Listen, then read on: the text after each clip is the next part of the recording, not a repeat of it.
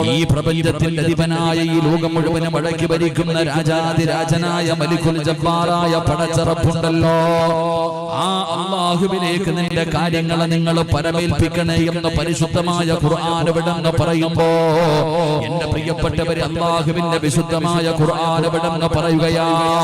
നമ്മളിൽ പലരും പല സമയങ്ങളിലും പറയുന്ന ഒരു വാക്കാണ് തവക്കൽതു അലല്ലാഹ്. ഞാനും നിങ്ങളും നമ്മുടെ ജീവിതത്തിൽ അതിന്റെ അർത്ഥം എന്താണെന്ന് പോലും നമ്മളിൽ പലർക്കും അറിയില്ല. എന്തിനാണിത് പറയുന്നതെന്നറിയില്ല, എപ്പോഴാണിത് പറയേണ്ടതെന്നറിയില്ല. ഇത് പറയുന്ന ഒരു മനുഷ്യന് കിട്ടുന്ന പ്രതിഫലം എന്താണ്? നമ്മളിൽ പലർക്കും തവക്കൽതു അലല്ലാഹ് എന്ന് പറയാൻ വല്ലാത്ത മടിയാണ്. പറയുന്നവൻ അതിന്റെ മഹത്വം പോലും മനസ്സിലാക്കാത്ത ഒരു സാഹചര്യത്തിലൂടെ കടന്നു പോകുമ്പോ എന്റെ പ്രിയപ്പെട്ടവരെ, അല്ലാഹുവിന്റെ വിശുദ്ധമായ ഖുർആൻ വിടങ്ങ് പറയുകയാണ്. ആരെയാണ് നിങ്ങൾ പരമേൽപ്പിക്കേണ്ടതെന്നറിയുമോ? നിന്റെ കാര്യങ്ങൾ മുഴുവനും ആരെയാണ് ഏൽപ്പിക്കേണ്ടതെന്നറിയുമോ? വതവക്കൽ അലൽ ഹയ്യിൽ ലദീ ലാ യമൂത്. ഒരിക്കലും മരിക്കാതെ ജീവിച്ചിരിക്കുന്നവനായ അല്ലാഹുവിന്റെ അടുക്കലാണ്, ഒരിക്കലും മരണമില്ലാത്ത പടച്ചവൻ, ഈ പ്രപഞ്ചത്തിന്റെ അധിപനായ പടച്ചറപ്പുണ്ടല്ലോ, ഈ ലോകം മുഴുവനും അടക്കി ഭരിക്കുന്ന രാജാതിരാജനായ എന്റെയും നിന്റെയും റബ്ബുണ്ടല്ലോ, ആ അല്ലാഹുവിന് മരണമില്ലല്ലോ, ആ അല്ലാഹുവിന് കഴിയാത്തതില്ലല്ലോ, ആ പടച്ചറപ്പിനെ കൊണ്ട് സാധിക്കാത്തതൊന്നുമില്ലല്ലോ. അതുകൊണ്ട് മോനെ, നീ ആരെയാണ് പരമേൽപ്പിക്കേണ്ടതെന്നറിയുമോ? മരണമില്ലാത്ത ഈ ലോകത്തിന്റെ അധിപനായ പടച്ചറപ്പിനെ നീ നിന്റെ കാര്യങ്ങൾ പരമേൽപ്പിക്കണേ എന്നല്ലാഹുവിന്റെ വിശുദ്ധ ഖുർആൻ, പരിശുദ്ധമായ ഖുർആൻ വിടങ്ങ് പറയുകയാണ്. ഒരിക്കലും മരണമില്ലാത്ത പടച്ചറപ്പിലേക്ക് നിന്റെ കാര്യങ്ങൾ നിങ്ങൾ പരമേൽപ്പിക്കണേ. അതാ ഖുർആൻ പറയുകയാ, വതവക്കൽ അലൽ അസീസിർ റഹീം. അതാ കരുണക്കടലായ കാരുണ്യവാനായ പടച്ചറപ്പുണ്ടല്ലോ, ആ അല്ലാഹുവിനെ വേണം നിന്റെ കാര്യങ്ങളെ മുഴുവനും നീ പരമേൽപ്പിക്കുവാൻ. അതാ ഖുർആൻ മറ്റൊരു ഭാഗത്ത് പറയുകയാ, വമൻ യതവക്കൽ അലല്ലാഹ് ഫഇന്നല്ലാഹ അസീസുൻ ഹകീം. അല്ലാഹുവിന്റെ പരിശുദ്ധമായ ഖുർആനിന്റെ പല ഭാഗങ്ങളിൽ അല്ലാഹു സുബ്ഹാനഹു വ തആല നിങ്ങൾ പരമേൽപ്പിക്കണേ, നിങ്ങൾ തവക്കൽതു അലല്ലാഹ് എന്ന് പറയണേ.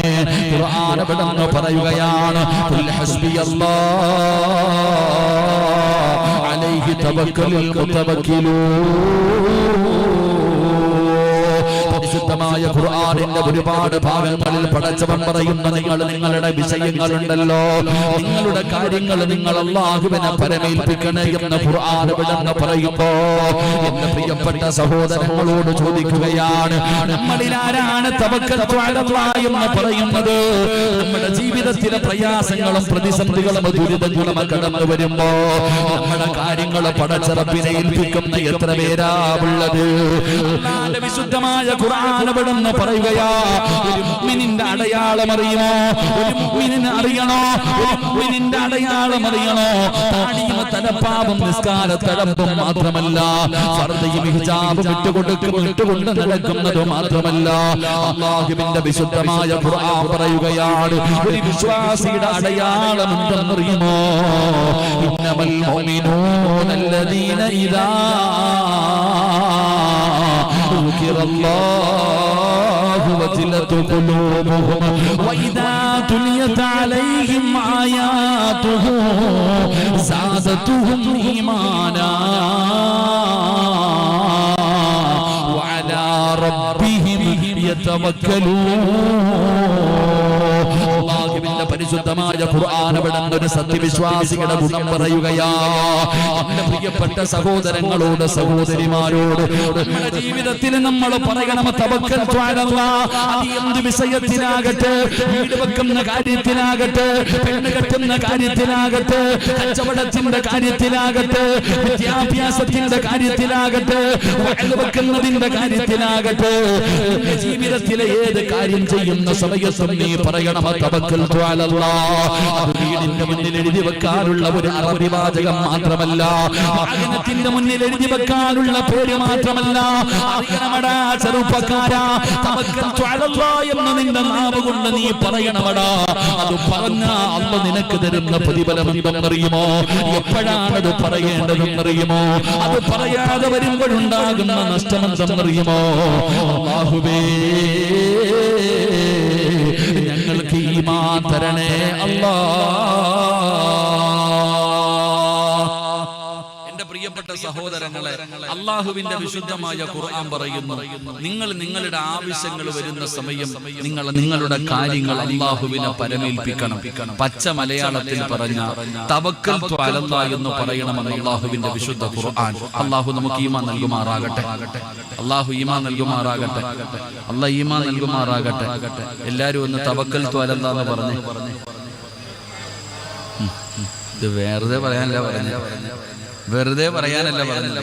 ഖുർആൻ പറഞ്ഞ കാര്യമാണ്. അത് നല്ല മനസ്സോടുകൂടി ഇഖ്ലാസോടുകൂടി ഒന്ന് തവക്കൽതു അലല്ലാഹ് എന്ന് പറഞ്ഞേ. ഒന്നുകൂടെ പറഞ്ഞേ.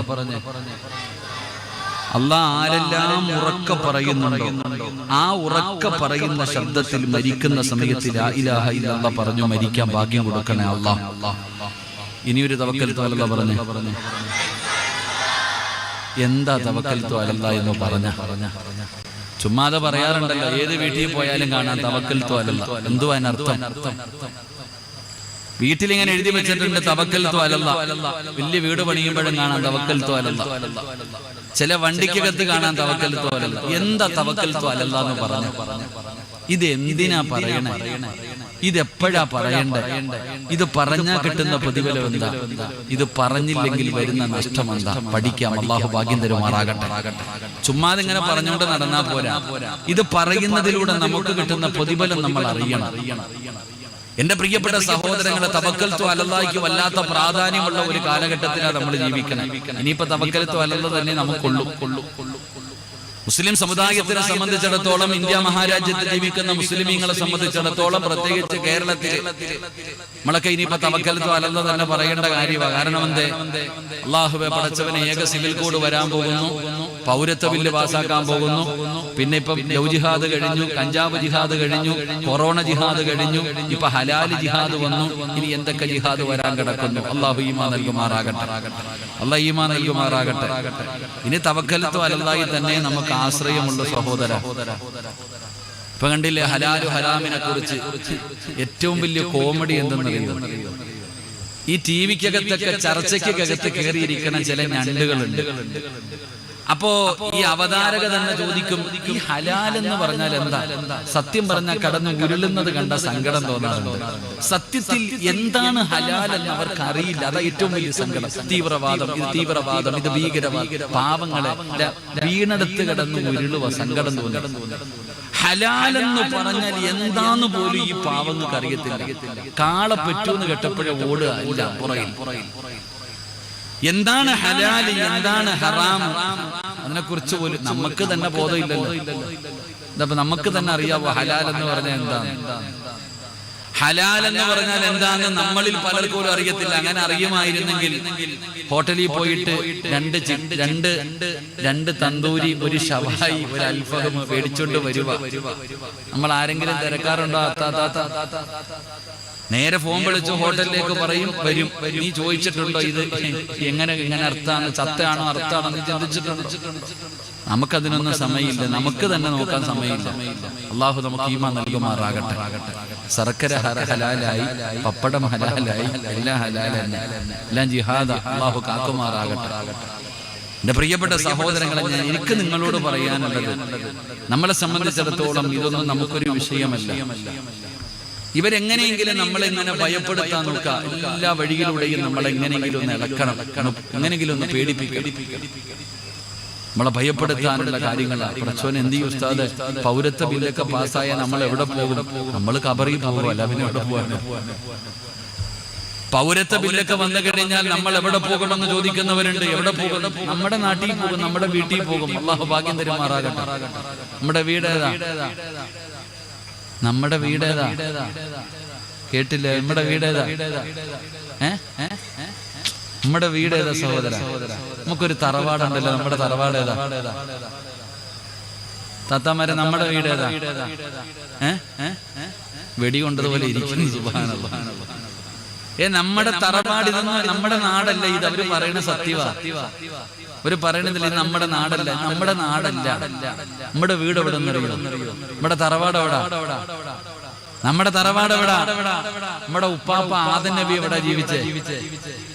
നമ്മുടെ ഉമ്മ ഹവ്വാ റളിയല്ലാഹു തആല എവിടെ ജീവിച്ചേ? സ്വർഗ്ഗത്തിൽ. നമ്മുടെ വീട് അതാ. നമ്മുടെ വീട് അവിടെ നല്ല ഇറക്കി വിട്ടതല്ലേ നമ്മളെ? ആദം നബിയെയും ഹവ്വാ ബീവിയെയും അള്ളാഹു സ്വർഗ്ഗത്തിൽ നിന്ന് ഇറക്കി വിട്ടതല്ലേ? പോയിട്ട് വാ, നിനക്ക് സമയമുണ്ടെന്ന് പറഞ്ഞ് ഇറക്കി വിട്ടതല്ലേ? നമ്മുടെ നാട് അത് തന്നെയാണ്. അങ്ങോട്ട് പോകണം. അള്ളാഹു ഭാഗ്യം തരുമാറാകട്ടെ. അള്ളാഹു ഭാഗ്യം തരുമാറാകട്ടെ. അപ്പൊ ചോദിക്കും, ഉസ്താദേ, എന്റെ കൊട്ടാരം ഞാൻ എന്ത് ചെയ്യും? ലക്ഷങ്ങൾ കൊടുത്ത് പണിത വീട്, എന്റെ വസ്തുക്കള്, എന്റെ കാറ്, എന്റെ പൈസ. ഉസ്താദന്മാരിങ്ങനെ സഹാബത്തിന്റെ ചരിത്രം പറയും. മക്കയിൽ നിന്ന് മദീനയിലേക്ക് ഹിജറ പോയ സഹാബത്തിന്റെ കഥ. മക്കയിൽ നിന്ന് മദീനയിലേക്ക് ഹിജറ പോയ സഹാബത്തിന്റെ കഥ പറയും. മക്കക്കാര് പറഞ്ഞു, എടാ സഹാബത്തിനോട് പറയുക, ഈ നാട്ടിൽ ഉണ്ടാക്കിയത് മുഴുവൻ ഇവിടെ ഇട്ടിട്ട് നീയും നിന്റെ അള്ളാഹും പൊക്കോ, ഇട്ടിരിക്കുന്ന ഡ്രസ്സോടെ പൊക്കോടെ. അവര് പറഞ്ഞത്, ഈ മക്കയിൽ നിന്നുണ്ടാക്കിയ നിന്റെ സമ്പാദ്യം മുഴുവൻ ഇവിടെ ഇട്ടിട്ട് നീയും നിന്റെ അള്ളാഹും കൂടെ ഇട്ടിരിക്കുന്ന വസ്ത്രത്തോടെ മദീനത്തൊക്കെ പൊക്കോളെ. സഹാബത്ത് എന്ത് ചെയ്തു? ഇട്ടിട്ട് പോയി. നമ്മളോ നെഞ്ചത്തടിക്കുക. അള്ളാഹു ഈമാൻ നൽകുമാറാകട്ടെ. നമ്മള് നെഞ്ചത്തടിക്കുക. എടാ പൊന്നാര ചങ്ങാതി, അള്ള ചോദിച്ചെന്നറിയോ? അം ഹസിബതും മൻ തദ്ഖുലുൽ ജന്ന, സ്വർഗ്ഗത്തിൽ വെറുതെ പോകാമെന്ന് നിങ്ങൾ ആരെങ്കിലും കരുതിയോ? അള്ളാഹു തന്നെ ചോദിക്കുന്നുണ്ട്, സ്വർഗത്തിലേക്ക് വെറുതെ പോകാൻ പറ്റുമോ? അമേത്ത നിനക്ക് ഇങ്ങനെയൊക്കെ ചുമ്മാതെ വല്ലപ്പോഴും രണ്ട് തട്ടും തട്ടി രണ്ട് സുജൂദിനും വീണ് ഇടയ്ക്കിടയ്ക്ക് ഇങ്ങനെ രണ്ട് ദിക്റും പറഞ്ഞതുപോലെ ഒരു വയലിനും വന്നിട്ട് വയലിന് വരുമ്പോ ഫർദ, കല്യാണ വീട്ടിൽ പോകുമ്പോ കാണേണ്ട കാഴ്ച വല്ലാത്തതാ. അള്ളാഹു ഈമാൻ നൽകുമാറാകട്ടെ. അപ്പൊ നമ്മൾ ഇങ്ങനെ ജീവിച്ചാൽ നമ്മൾ സ്വർഗത്തിൽ പോകും. ഒത്തിരി പ്രയാസമുള്ള കാര്യമാണ്. അതുകൊണ്ട് ഞാൻ പറഞ്ഞു വന്നത്, ഇനി തവക്കൽത്തു അലല്ലാ തന്നെ ആശ്രയമുള്ളൂ. അള്ളാഹു നമുക്ക് ഈമാൻ നൽകുമാറാകട്ടെ. അള്ളാഹു നമുക്ക് ഈമാൻ നൽകുമാറാകട്ടെ. അപ്പൊ തവക്കൽത്തു അലല്ലാ എന്നൊരു മനുഷ്യൻ പറഞ്ഞാൽ അവൻ അള്ളാഹു കൊടുക്കുന്ന പ്രതിഫലം എന്താ? എങ്ങനെ തവക്കൽത്തു അലല്ലാ എന്ന് പറഞ്ഞാൽ എങ്ങനെയാണ് തവക്കൽത്തു അലല്ലാ പറയേണ്ടത്? നാം ചെയ്യേണ്ടത് നാം ചെയ്യണം. അല്ലാതെ ചുമ്മാതെ തവക്കൽത്തു അലല്ലാ എന്ന് പറഞ്ഞിട്ട് കാര്യമില്ല. മഹാനായ നബിയന റസൂലുള്ളാഹി സ്വല്ലല്ലാഹു അലൈഹി വസല്ലമ തങ്ങളോട് ഒരു സ്വഹാബി അവിടെ നിന്ന് ചോദിക്കുന്നുണ്ട്, നബിയെ, ഞാൻ എന്റെ ഒട്ടകത്തിനെ കെട്ടിയിട്ടിട്ട് തവക്കൽത്തു അലല്ലാ എന്ന് പറയണോ, അഴിച്ചു വിട്ടിട്ട് തവക്കൽത്തു അലല്ലാ എന്ന് പറയണോ? അപ്പൊ മുത്തുനബി പറഞ്ഞത് കെട്ടിയിട്ടിട്ട് തവക്കൽത്തു അലല്ലാ എന്ന് പറയാനാ. അള്ളാഹു നമുക്ക് ഈമാൻ നൽകുമാറാകട്ടെ. അപ്പൊ തവക്കൽത്തു അലല്ലാ എന്ന് പറഞ്ഞാൽ, എന്റെ പ്രിയപ്പെട്ട സഹോദരങ്ങളെ, തവക്കൽത്തു അലല്ലാ എന്ന ജീവിതത്തിൽ നമ്മൾ പറയുന്നവരാണ്. ഈ തവക്കൽത്തു അലല്ലാ എന്ന് പറയുന്നവര് മനുഷ്യൻ അള്ളാഹു കൊടുക്കുന്ന പ്രതിഫലം എന്തെന്നറിയുമോ? ഇനിയെങ്കിലും ഞാനും നിങ്ങളും ജീവിതത്തിൽ പഠിച്ചോ. തവക്കൽത്തു അലല്ലാ എന്ന് പറയുന്ന ഒരു മനുഷ്യൻ അല്ലാഹു കൊടുക്കുന്ന പ്രതിഫലം എന്താ? മഹാനായ നബി മുഹമ്മദ് മുസ്തഫ സല്ലല്ലാഹു അലൈഹി വസല്ലമ തങ്ങൾ പറയുകയാണ്, ചിലരുടെ ജീവിതത്തിൽ പടച്ചവനെ എന്തു വന്നാലും അവര് പറയും തവക്കൽതു അലല്ലാ, ഞാൻ അല്ലാഹുവിനെ പരമേൽപ്പിച്ചിരിക്കുകയാണ്, അല്ലാഹുവിനെ ഞാൻ പരമേൽപ്പിച്ചിരിക്കുകയാണ്. എന്റെ വീടിന്റെ വിഷയമുണ്ടല്ലോ, എന്റെ കടയുടെ വിഷയമുണ്ടല്ലോ, എന്റെ മക്കളുടെ വിവാഹത്തിന്റെ വിഷയമുണ്ടല്ലോ, എന്റെ സമ്പത്തിന്റെ വിഷയമുണ്ടല്ലോ, എല്ലാ കാര്യങ്ങളും പടച്ചറപ്പിൽ പരമേൽക്കുന്നവരുണ്ട്. അവർക്ക് അല്ലാഹു കൊടുക്കുന്ന ഒന്നാമത്തെ പ്രതിഫലം എന്തെന്നറിയുമോ? ഫബിമാ റഹ്മത്തിൻ അല്ലാഹുവിന്റെ പരിശുദ്ധമായ ഖുർആൻ വിടുന്നു പറയുകയാ, ഫഇൻ അസംതും ഫതവക്കൽ അലല്ലാഹ് ഇന്നല്ലാഹ ലാ ഇന്നല്ലാഹ യുഹിബ്ബുൽ മുതവക്കിലീൻ. അല്ലാഹുവിന്റെ പരിശുദ്ധമായ ഖുർആൻ വിടുന്നു പറയുകയാണ്, തവക്കൽതു അലല്ലാഹ് എന്ന് ജീവിതത്തിൽ പറയുന്ന മനുഷ്യനുണ്ടല്ലോ, അവന് കിട്ടുന്ന ഒന്നാമത്തെ പ്രതിഫലം എന്തെന്നറിയുമോ? ഈ പ്രപഞ്ചത്തിന്റെ അധിപനായ, ഈ ലോകം മുഴുവനും അടക്കി ഭരിക്കുന്ന രാജാതിരാജനായ മലിക്കുൽ ജബ്ബാറായ പടച്ചറപ്പിനെ അവനെ വല്ലാത്ത ഇഷ്ടമാണ്. ഇഷ്ടപ്പെട്ടവര് മാത്രമേ അങ്ങനെ പറയാറുള്ളൂ. അല്ലാഹു സ്നേഹിക്കുന്നവര് മാത്രമേ അങ്ങനെ പറയാറുള്ളൂ. അവനവന്റെ കാര്യങ്ങൾ അല്ലാഹുവിനെ പരമേൽപ്പിക്കുകയാ. ഏത് വിഷയം വന്നാലും അവൻ അല്ലാഹുവിലേക്ക് പരമേൽപ്പിച്ചുകൊണ്ട് നടക്കുകയാ. അല്ലാഹു പറയുകയാണ്, ഫൈദാ അസംതും ഫതവക്കൽ അലല്ലാഹ് ഇന്നല്ലാഹ യുഹിബ്ബുൽ മുതവക്കിലീൻ. അവർ അല്ലാഹു വല്ലാതെ ഇഷ്ടപ്പെടുന്നുണ്ട്. അവർ അല്ലാഹു സ്നേഹിച്ചവരാണ്. അവരല്ലാഹു സ്നേഹിച്ചവരാണ്. എന്റെ പ്രിയപ്പെട്ടവർ, അല്ലാഹു ഇഷ്ടപ്പെട്ടവർ അവരുടെ സർവ്വ കാര്യങ്ങളും പടച്ചറപ്പിൽ പരമേൽപ്പിക്കുമെന്ന് പറയുമ്പോ എന്റെ പ്രിയപ്പെട്ടവരെ, മഹാനായ ഖലീലുല്ലാഹി ഇബ്രാഹിം നബി അലൈഹിസ്സലാം, അങ്ങനത്തെ ഒരു മനുഷ്യനായിരുന്നു ഇബ്രാഹിം നബി അലൈഹിസ്സലാം. ഇബ്രാഹിം നബിയുടെ ചരിത്രം അറിയുമോ? ആരെങ്കിലും അല്ലാഹു ഇഷ്ടപ്പെട്ട് കഴിഞ്ഞാൽ പടച്ചറപ്പ് കൂടെയുണ്ടെന്നുള്ള വിശ്വാസം വന്നു കഴിഞ്ഞാൽ പിന്നെ യാതൊരു ഭയമില്ലല്ലോ, യാതൊരു പേടിയില്ലല്ലോ, അവന്റെ ജീവിതത്തിൽ യാതൊരു പ്രയാസമില്ലല്ലോ. മഹാനായ ഖലീലുല്ലാഹി ഇബ്രാഹിം നബി അലൈഹിസ്സലാം, പടച്ചവനെ നമ്രൂദിന്റെ അനുയായികൾ മുഴുവനും ഇബ്രാഹിം നബിയെ പിടിച്ചു കെട്ടുകയാണ്. ആ വിഗ്രഹങ്ങളെ തകർത്തതിന്റെ പേരില് ഇബ്രാഹിം നബി അലൈഹിസ്സലാമിനെ പിടിച്ചു കൊണ്ടുവന്നിട്ട് ഭയാനകമായ ഒരു തീകുണ്ടാരം ഉണ്ടാക്കുകയാണ്. ചരിത്രം പറയുകയാണ്, ആകാശത്തിന്റെ മുകളിലൂടെ പറന്നു പോകുന്ന പറവകൾ പോലും കഴിഞ്ഞു വീഴുന്ന രീതിയിൽ ഭയാനകമായ ഒരു തീകുണ്ടാരമുണ്ടാക്കി. ഒരാൾക്ക് പോലും അതിന്റെ അടുത്തേക്ക് പോകാൻ കഴിയുന്നില്ല. അവസാനം ഇബ്രാഹിം നബി അലൈഹിസ്സലാമിനെ ഉയരമുള്ള ഒരു സ്ഥലത്ത് കയറ്റി നിർത്തിയിട്ട് അമ്പും വില്ലും തയ്യാറാക്കി വെച്ചിരിക്കുകയാണ്. ഇബ്രാഹിം നബി ആ തീകുണ്ടാരത്തിലേക്ക് എയ്ത് വിടുന്നതിന് വേണ്ടി ഇബ്രാഹിം നബിയെ കയറ്റി ഇങ്ങനെ നിർത്തിയിരിക്കുന്ന സമയത്ത് അതാ വരുന്ന മുഖറബുൽ അംലാഖ് മലക്ക് ജിബ്രീൽ അലൈഹിസ്സലാം കടന്നു വരികയാ.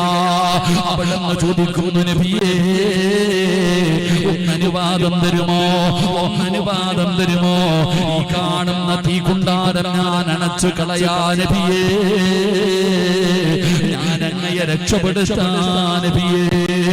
മൂസാ നബി അതാ ഇബ്രാഹിം നബി അലൈഹിസ്സലാമിനോട് അവിടുന്ന് ജിബ്രീൽ എന്ന് പറയുന്ന മലക്ക് പറയുമ്പോ ഇബ്രാഹിം നബി പറഞ്ഞ മറുപടി എന്തെന്നറിയുമോ? ജിബ്രീലേ, എനിക്ക് നിന്റെ സഹായം വേണ്ട, എനിക്ക് നിന്റെ സഹായം വേണ്ട. ഹസ്ബി അല്ലാഹ്, എനിക്കെന്റെ റബ്ബുണ്ടല്ലോ, എന്നെ പടച്ച റബ്ബുണ്ടല്ലോ. ആ റബ്ബിനറിയാമല്ലോ എന്നെ രക്ഷപ്പെടുത്താൻ. എനിക്ക് നിന്റെ സഹായം വേണ്ട. ഹസ്ബുനല്ലാഹു നിഅമൽ വകീൽ, നിഅമൽ മൗലാ വ നിഅമൻ നസീർ.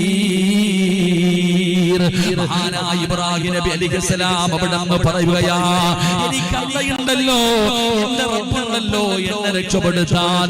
നമുക്ക് ചരിത്രം അറിയുമല്ലോ, ഫിർഔനിന്റെ തീകുണ്ടാരത്തിലേക്ക് ഉല്ലാസ യാത്രയ്ക്ക് പോയ ഇബ്രാഹിം നബിയുടെ ചരിത്രം പഠിച്ചവരാ. പടച്ചവനെ, ദിവസങ്ങളോളം മാസത്തോളം ആ തീകുണ്ടാരത്തിനകത്ത് കിടന്നിട്ട് തന്റെ ശരീരത്തിലെ ഒരു രോമം പോലും നരയാതെ, ഒരു രോമം പോലും കരിയാതെ യാത്ര കഴിഞ്ഞ ഇബ്രാഹിം നബി അലൈഹിസ്സലാം തീകുണ്ടാരത്തിൽ നിന്ന് എഴുന്നേറ്റ് വന്നെന്ന ചരിത്രം പറയുമ്പോ ഇതൊന്നും ഒരു കെട്ടുകഥയല്ലല്ലോ.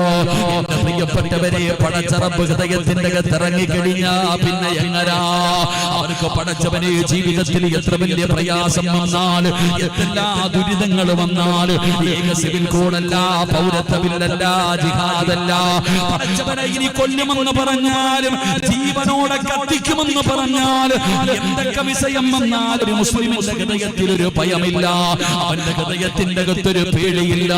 കാരണം ഏറ്റവും വലുത് പടച്ചറപ്പാണല്ലോ. അല്ലാഹു നമ്മുടെ കൂടെയുണ്ടല്ലോ.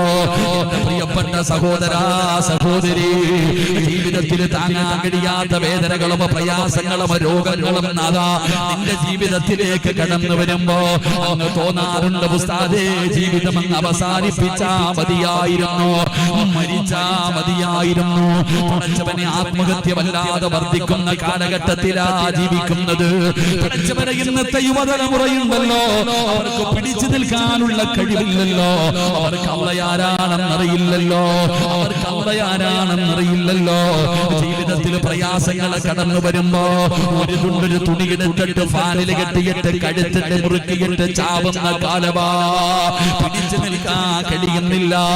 എന്റെ പ്രിയപ്പെട്ടവരോട് പറയുന്ന, ജീവിതത്തിലെ ഏറ്റവും വലിയ പ്രയാസം വന്നാൽ നിങ്ങൾ പതറിപ്പോകരുത്, നിങ്ങൾ പതറിപ്പോകരുത്. അല്ലാഹുവിന്റെ പ്രവാചകൻ അവിടുന്ന് ഒരു ദിക്ർ പറയുകയാ, ജീവിതത്തിൽ താങ്ങാൻ കഴിയാത്ത വേദനകൾ ജീവിതത്തിലേക്ക് കടന്നു വരുമ്പോ നിങ്ങൾ ഒരു ദിക്ർ പറയണം. അല്ലാഹുവിന്റെ റസൂൽ പറയുകയാ, ഏത് ദിക്റാണ് പറയേണ്ടതെന്നറിയുമോ? സാമ്പത്തിക നഷ്ടം വരുമ്പോൾ, ശാരീരികമായി തളർന്നു പോകുമ്പോ, ജീവിതത്തിൽ ഒറ്റപ്പെട്ടു പോകുമ്പോ, താങ്ങാൻ കഴിയാത്ത ടെൻഷൻ ഉണ്ടാകുന്ന സമയത്ത് ഈ പറയുന്ന ദിക്ർ നിനക്കൊന്ന് 3 പ്രാവശ്യം ഇഖ്ലാസോടുകൂടി പറയാൻ കഴിയുമോ? ഹസ്ബുനല്ലാഹു നിഅമൽ വകീൽ നിഅമൽ മൗലാ വനിഅമൻ നസീർ. ഇതാര് പറഞ്ഞ ദിക്റെന്നറിയോ? എന്റെ പ്രിയപ്പെട്ട ഉമ്മമാരെ, പറഞ്ഞ വ്യക്തി ആരെന്നറിയുമോ? അല്ലാഹുവിന്റെ പ്രവാചകന്റെ പ്രിയപ്പെട്ട ഭാര്യയായ മഹദിയായ ആയിഷ ബീവി റളിയല്ലാഹു തആല അൻഹ. ആയിഷ ബീവിയുടെ ചരിത്രം അറിയുമോ പെങ്ങളെ? അല്ലാഹുവിന്റെ റസൂലിന്റെ ഭാര്യയുടെ ചരിത്രം നിനക്കറിയുമോ? ആയിഷ ബീവി റളിയല്ലാഹു തആല അൻഹ ആയിഷ ബീവിയെ കുറിച്ച് വ്യഭിചാരത്തിന്റെ ആരോപണം നടത്തുകയാ. സൗബാൻ എന്ന് പറയുന്ന സ്വഹാബിയുണ്ടല്ലോ, യുദ്ധത്തിന്റെ നടുവിലൂടെ നടന്നു പോകുന്ന സൗബാൻ എന്ന് പറയുന്ന ചെറുപ്പക്കാരനായ ആ സ്വഹാബിയുമായി ചേർത്ത് വെച്ചിട്ട് പറയുകയാണ്, അല്ലാഹുവിന്റെ പ്രവാചകന്റെ ഭാര്യ വ്യഭിചരിച്ചിരിക്കുന്നു. ആയിഷ ബീവിയെ പോലും വെറുതെ വിട്ടില്ല.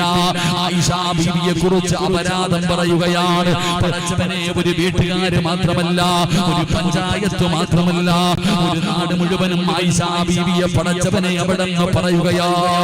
ആയിഷ ബീവി തെറ്റ് ചെയ്തെന്ന് എല്ലാവരും പറയുകയാണ്. അല്ലാഹുവിന്റെ റസൂൽ നോക്കുമ്പോ എല്ലാ സ്ഥലങ്ങളിലും ആയിഷ ബീവിയെ കുറിച്ചാണ് ചർച്ച ചെയ്യുന്നത്. അല്ലാഹുവിന്റെ പ്രവാചകൻ സ്വല്ലല്ലാഹു അലൈഹി വസല്ലമ തങ്ങൾ ആ വീട്ടിലേക്ക് കടന്നു വരുന്നു. എന്നിട്ട് കരഞ്ഞുകൊണ്ടിരിക്കുന്ന ആയിഷ ബീവി റളിയല്ലാഹു തആല അൻഹയോട് അല്ലാഹുവിന്റെ റസൂൽ പറഞ്ഞു, ആയിഷ, കുറച്ചു ദിവസം നീ നിന്റെ വീട്ടിലേക്ക് പോയി നിൽക്കുക. ആയിഷ ബീവിയെ കുറിച്ചിട്ട് വ്യഭിചാരത്തിന്റെ ആരോപണം നടത്തുമ്പോ അല്ലാഹുവിന്റെ പ്രവാചകൻ അവിടെ നിന്ന് പറഞ്ഞു, വിശ്വാസമില്ലാത്തത് കൊണ്ടല്ല. അല്ലാഹുവിന്റെ റസൂൽ പറഞ്ഞു, കുറച്ചു ദിവസം നീ നിന്റെ വീട്ടിലേക്ക് പോയി നിൽക്ക്. ആയിഷ ബീവിക്ക് താങ്ങാൻ പറ്റിയില്ല. ഭർത്താവ് വീട്ടിലേക്ക് പോകാൻ പറഞ്ഞപ്പോ ആയിഷ ബീവി റളിയല്ലാഹു തആല അൻഹ തളർന്നു പോകുകയാ. തന്റെ പ്രിയപ്പെട്ട പിതാവായ അബൂബക്കർ സിദ്ദീഖ് റളിയല്ലാഹു തആല അൻഹു ആയിഷ ബീവി റളിയല്ലാഹു തആല അൻഹ ഓടിച്ചെന്ന് വാപ്പയുടെ കയ്യിൽ പിടിച്ചിട്ട് പറയുന്നു, വാപ്പാ, ഞാൻ അങ്ങനെ ചെയ്യുവോ വാപ്പാ? ഞാൻ അല്ലാഹുവിന്റെ റസൂലിന്റെ ഭാര്യയല്ലേ, തെറ്റ് ചെയ്യുമെന്ന് എന്റെ വാപ്പയ്ക്ക് തോന്നുന്നുണ്ടോ? അല്ലാഹുവേ, അബൂബക്കർ തങ്ങളൊന്നും മിണ്ടിയില്ല. ആയിഷ ബീവി തന്റെ പ്രിയപ്പെട്ട മാതാവിന്റെ ചാരത്തേക്ക് പോടുകയാണ്. 1.5 മാസക്കാലം ഗർഭം ചുമന്ന മരണവേദനയുടെ വേദനയിൽ നിന്ന് പ്രസവിച്ച തന്റെ പ്രിയപ്പെട്ട മാതാവ് തന്റെ പൊന്നാര മക്കളുടെ കണ്ണൊന്നു നനഞ്ഞ സഹിക്കാൻ കഴിയാത്ത മാതാവിന്റെ ചാരത്തേക്ക് ആയിഷ ബീവി റളിയല്ലാഹു തആല അൻഹ ഓടിച്ചെന്നിട്ട് ഉമ്മയുടെ കയ്യിൽ പിടിച്ചിട്ട് പറയുന്ന, ഉമ്മ, ഞാൻ ഒരിക്കലും തെറ്റ് ചെയ്തിട്ടില്ല, ഞാൻ നിരപരാധിയാണ്. ഉമ്മ പറഞ്ഞു, മോളെ ആയിഷ, തെളിവുകൾ മുഴുവനും നിനക്കെതിരാണ് ആയിഷ. എന്റെ പ്രിയപ്പെട്ടവരെ, ആയിഷ എന്ന് പറയുന്ന ചെറിയ പെൺകുട്ടി അവിടെ നിന്ന് തളർന്നില്ല. വീടിനകത്ത് കയറുകയാണ്, വീടിനകത്തേക്ക് കയറുകയാണ്. പടച്ചവനെ, കയറെടുത്ത് തൂങ്ങിയില്ല, വിഷമടിച്ചില്ല, നരമ്പ് മുറിച്ചില്ല, ഗുളികയെടുത്ത് കഴിച്ചില്ല. ആയിഷ ബീവി റളിയല്ലാഹു തആല അൻഹ നിന്നെ പോലെ 20, 18, 15 വയസ്സില്ല. പടച്ചവനെ, ചെറിയ പ്രായമാണ്. ആയിഷ ബീവി റളിയല്ലാഹു തആല അൻഹ വീടിനകത്ത് കയറിയിട്ട് കഥകടച്ചിട്ടിരിക്കുകയാ.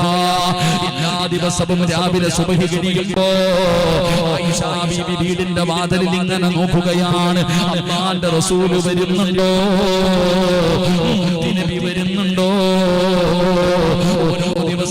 കാത്തിരിക്കുകയാണ്. ദിവസങ്ങൾ കഴിഞ്ഞു, ആഴ്ചകളായി. ഒരു ദിവസം സുബഹി നമസ്കാരം കഴിഞ്ഞ് ആയിഷ ബീവി റളിയല്ലാഹു തആല അൻഹ വീടിന്റെ വാതിലിലേക്ക് നോക്കുമ്പോ അല്ലാഹുവിന്റെ റസൂൽ വരികയാ. അല്ലാഹുവിന്റെ പ്രവാചകൻ സല്ലല്ലാഹു അലൈഹി വസല്ലമ തങ്ങൾ ചിരിക്കുന്ന മുഖത്തോടെ വീടിന്റെ വാതിലിലേക്ക് കടന്നു വരുമ്പോ ആയിഷ ബീവി റളിയല്ലാഹു തആല അൻഹ ഇറങ്ങി ഓടുകയാ. അല്ലാഹുവിന്റെ റസൂലിനെ ഓടിച്ചെന്ന് കെട്ടിപ്പിടിക്കുകയാ. എന്നിട്ട് ചോദിക്കുന്നു, നബിയേ യാ റസൂലല്ലാഹ്, അല്ലാഹുവിന്റെ പ്രവാചകരെ, ഞാൻ തെറ്റുകാരിയല്ലെന്ന് അല്ലാഹു പറഞ്ഞു നബിയേ, ഞാൻ നിരപരാധിയാണെന്ന് അല്ലാഹു പറഞ്ഞു നബിയേ, പരിശുദ്ധമായ ഖുർആനിൽ ആയത്ത് ഇറങ്ങിയോ നബിയേ.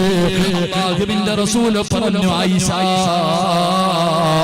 ഇന്നലെ രാത്രി ജിബ്രീൽ വന്നു, ആയിഷ നീ നിരപരാധിയാണെന്ന് അല്ലാഹു പറഞ്ഞിരിക്കുകയാ. ആയിഷ ബീവി തുള്ളിച്ചാടുകയാണ്. ആയിഷ ബീവി തുള്ളിച്ചാടുകയാ. അല്ലാഹുവിന്റെ റസൂലിനോട് ആയിഷ ബീവി റളിയല്ലാഹു തആല അൻഹ പറയുന്നു, നബിയേ ജിബ്രീൽ വരുമെന്ന് എനിക്കറിയാം. അല്ലാഹുവിന്റെ ഖുർആനിൽ ഞാൻ നിരപരാധിയാണെന്ന് ആയത്തിറങ്ങുമെന്ന് എനിക്ക് ഉറപ്പായിരുന്നു നബിയേ.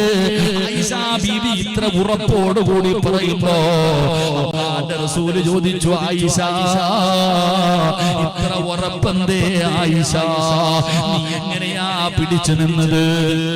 ഈ പ്രയാസത്തിന്റെ സമയത്ത് എങ്ങനെയാ പിടിച്ചു നിന്നത്? എങ്ങനെയാ നീ സമാധാനിപ്പിച്ചത്? ആ സമയത്ത് ആയിഷ ബീവി റളിയല്ലാഹു തആല അൻഹ അവിടെന്ന് പറഞ്ഞ മറുപടി എന്തെന്നറിയുമോ? ഹസ്ബുനല്ലാഹ് ഹസ്ബുനല്ലാഹ്, എനിക്കല്ല മതി നബിയേ, എനിക്കല്ല മതി നബിയേ. ഞാൻ എന്റെ വീടിനകത്ത് ദിവസങ്ങളോളം പറഞ്ഞുകൊണ്ടിരുന്നത് ഹസ്ബുനല്ലാഹു നിഅമൽ വകീൽ, നിഅമൽ മൗലാ വ നിഅമൻ നസീർ. ഈ ദിക്റാണ് ഞാൻ പറഞ്ഞുകൊണ്ടിരുന്നത്. പിന്നെ എന്തിനാ ഞാൻ ഭയപ്പെടുന്നത്? എന്റെ പ്രിയപ്പെട്ടവരെ, ജീവിതത്തിൽ തകർന്നു പോകുമ്പോ ഈ ദിക്ർ നിങ്ങളൊന്ന് 3 പ്രാവശ്യം ഒന്ന് പറഞ്ഞു നോക്ക്. നിങ്ങളുടെ മനസ്സിന് സമാധാനം വരികയാണ്, നിങ്ങളുടെ മനസ്സിന് ധൈര്യം വരികയാണ്. അതുകൊണ്ട് എന്റെ പ്രിയപ്പെട്ടവരോട് പറയുകയാ, തവക്കൽതു അലല്ലാഹ് എന്ന് പഠിച്ചു വെച്ചോ. ഇത് നിന്റെ ജീവിതത്തിൽ പറയാ തയ്യാറായ ഇന്നല്ലാഹ യുഹിബ്ബുൽ മുതവക്കിലീൻ, ഈ ലോകത്തിന്റെ അധിപനായ അല്ലാഹു നിന്നെ ഇഷ്ടപ്പെടുന്നു എന്ന് അല്ലാഹുവിന്റെ വിശുദ്ധ ഖുർആൻ, അല്ലാഹുവിന്റെ പരിശുദ്ധമായ ഖുർആൻ പറയുന്നു. തവക്കൽതു അലല്ലാഹ് എന്ന് ആര് പറയുന്നുണ്ടോ അവരെ അല്ലാഹു ഇഷ്ടപ്പെടുന്നു എന്ന് വിശുദ്ധ ഖുർആൻ. അല്ലാഹു നമുക്ക് ഈമാൻ നൽകുമാറാകട്ടെ. ഖുർആൻ പറയുന്നു 2 തവക്കൽതു അലല്ലാഹ് എന്ന ജീവിതത്തിൽ പറഞ്ഞാൽ കിട്ടുന്ന രണ്ടാമത്തെ പ്രതിഫലം അല്ലാഹുവിന്റെ പ്രവാചകൻ അവിടെന്ന് പറയുകയാണ്. പരിശുദ്ധമായ ഖുർആൻ പറയുകയാ, മയ്യതവക്കൽ അലല്ലാഹി ഫഹുവ ഹസ്ബു ഇന്നല്ലാഹ ബാലിഗു അംരിഹി ഖദ് ജഅലല്ലാഹു ലികുല്ലി ശൈഇൻ ഖദറാ. രണ്ടാമത്തെ പ്രതിഫലം കേട്ടോ, രണ്ടാമത്തെ പ്രതിഫലം കേട്ടോ. എന്റെ പ്രിയപ്പെട്ട സഹോദരങ്ങളെ, അവൻ അല്ലാഹു മതിയാവുകയാ. അവൻ അല്ല മതി, വേറെ ആരും വേണ്ട. എന്റെ റബ്ബന്റെ കൂടെയുണ്ടല്ലോ. ലക്ഷങ്ങളുടെ കടം വന്നാൽ എന്റെ റബ്ബന്റെ കൂടെയുണ്ടല്ലോ. വീടിന്റെ പണി പകുതിയിൽ കിടക്കുകയാണ്, പലിശക്കെടുക്കണ്ട, ലോൺ എടുക്കണ്ട. പച്ചവനെ കൊണ്ടുപോയിട്ട് പണയം വെച്ച പൈസ കൊണ്ട് വീട് പണിയണ്ട, എന്റെ റബ്ബന്റെ കൂടെയുണ്ടല്ലോ.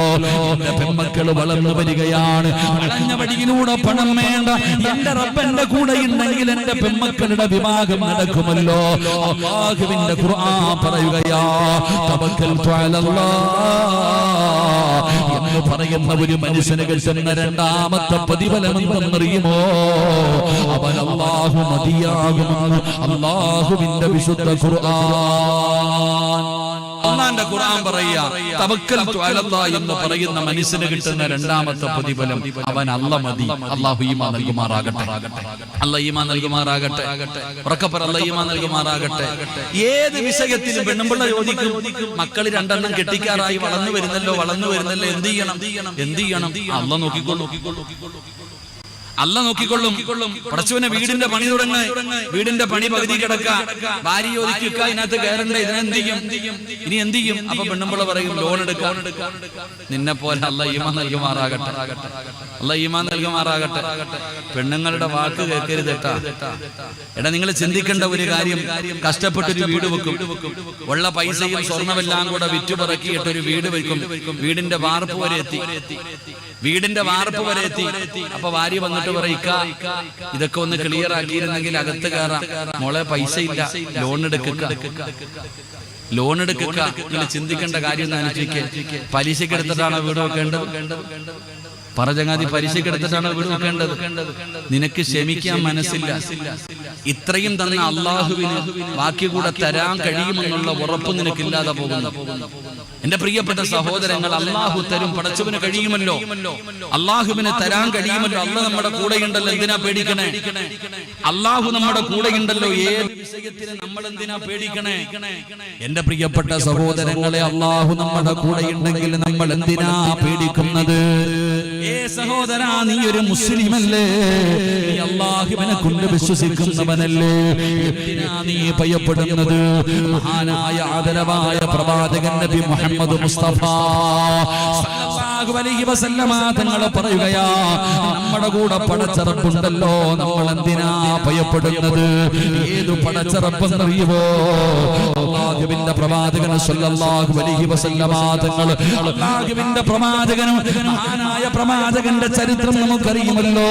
ഏത് അല്ലാഹുവാണ് നമ്മുടെ കൂടെയുള്ളതെന്നറിയുമോ? എടാ മുസ്ലിമേ, റബ്ബിനെ കുറിച്ച് ചിന്തിക്കടാ ചെറുപ്പക്കാരാ. ആരാണെന്ന് മനസ്സിലാക്ക. മഹാനായ നബി മുഹമ്മദ് മുസ്തഫ സല്ലല്ലാഹു അലൈഹി വസല്ലമ തങ്ങൾ, അല്ലാഹുവിന്റെ പ്രവാചകനതാ മക്കയിൽ നിന്ന് മദീനയിലേക്ക് ഹിജ്റ പോകുകയാ. റസൂലുള്ളാഹി സ്വല്ലല്ലാഹു അലൈഹി വസല്ലമ തങ്ങൾ മക്കയിൽ നിന്ന് മദീനയിലേക്ക് ഹിജ്റ പോകാൻ തീരുമാനിച്ചു. ഒരു നേതാവ് എങ്ങനെ ആയിരിക്കണമെന്ന് പഠിച്ചോ?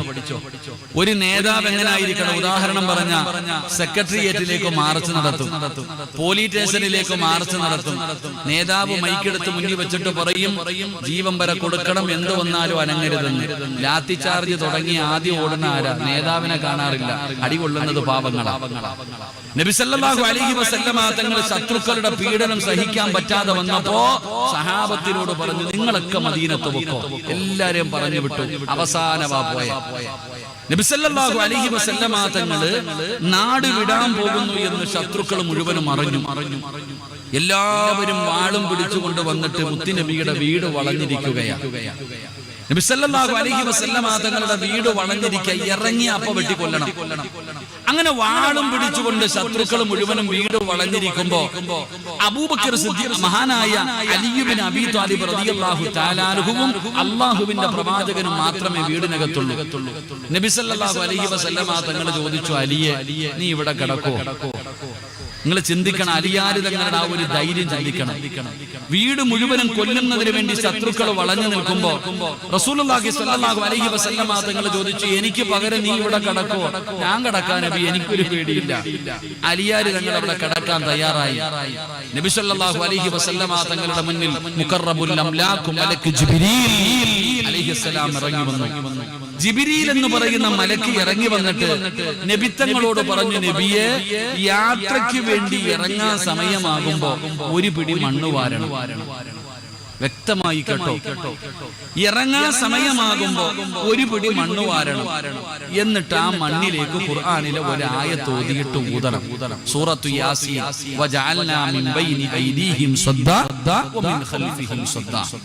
മുത്തുനബിയോട് പറഞ്ഞു കൊടുത്തു, യാസീനിലെ ഈ ആയത്ത് ഓതിയിട്ട് ഇങ്ങനെ ഊതണം മണ്ണിലോട്ട്.